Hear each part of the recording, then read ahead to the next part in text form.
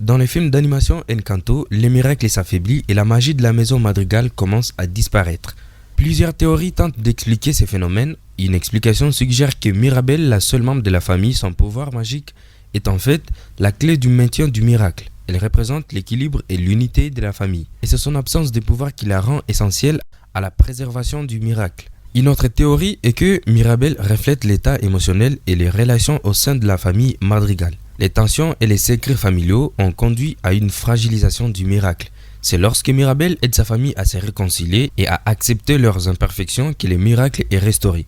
Enfin, il y a l'idée que le miracle ne s'est pas vraiment éteint, mais qu'il a évolué. Mirabel, en aidant sa famille à voir au-delà de leur pouvoir magique, permet au miracle de prendre une nouvelle forme, centrée sur l'amour et la compréhension plutôt que sur les dons surnaturels. Ces interprétations montrent que le véritable miracle d'Encanto pourrait être l'amour familial et l'acceptation de soi, plutôt que le pouvoir magique eux-mêmes. Dolores Madrigal, le personnage du film Encanto, possède les dons d'une ouïe extrêmement développée, ce qui lui permet d'entendre les moindres bruits et conversations dans la maison.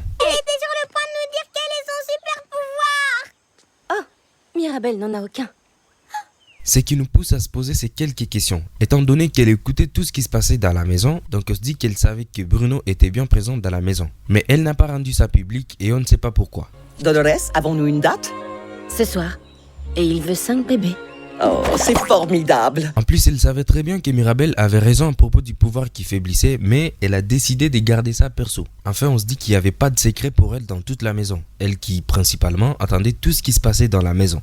Mais il y a une théorie justifiant qu'elle ne révèle pas tout ce qu'elle attend, plusieurs raisons. Premièrement, Dolores est consciente des attentes de sa famille, en particulier celle d'Abuela, qui exerce une pression considérable sur tous les membres de la famille pour qu'ils maintiennent une certaine image et respectent leurs traditions familiales. Parler de Bruno qui a été mis en l'écart par la famille aurait pu être perçu comme une trahison ou un manque de respect envers les souhaits d'Abuela. Deuxièmement, bien que Dolores puisse attendre beaucoup de choses, cela ne signifie pas nécessairement qu'elle comprend ou interprète correctement tout ce qu'elle attend. Avec le flux constant d'informations qui lui parviennent, il est possible qu'elle n'ait pas été en mesure de distinguer clairement d'où venait la voix de Bruno ou qu'elle n'ait pas compris l'importance de ce qu'elle attendait. En outre, Dolores pourrait avoir eu peur de parler de Bruno à raison des conséquences potentielles. La famille Madrigal évite de parler de Bruno car il croit que ses visions du futur apportent le malheur. Dolores, connaissant cette superstition, aurait pu choisir de garder le silence pour éviter d'ajouter du stress à sa famille déjà tendue. Enfin, il est également suggéré que Dolores ait effectivement attendu Bruno mais a choisi de ne pas partager cette information. Peut-être parce qu'elle respectait son souhait de rester cachée ou parce qu'elle craignait les répercussions de la révélation de sa présence. Parlez pas, personne ne saura. Essaye de te comporter normalement.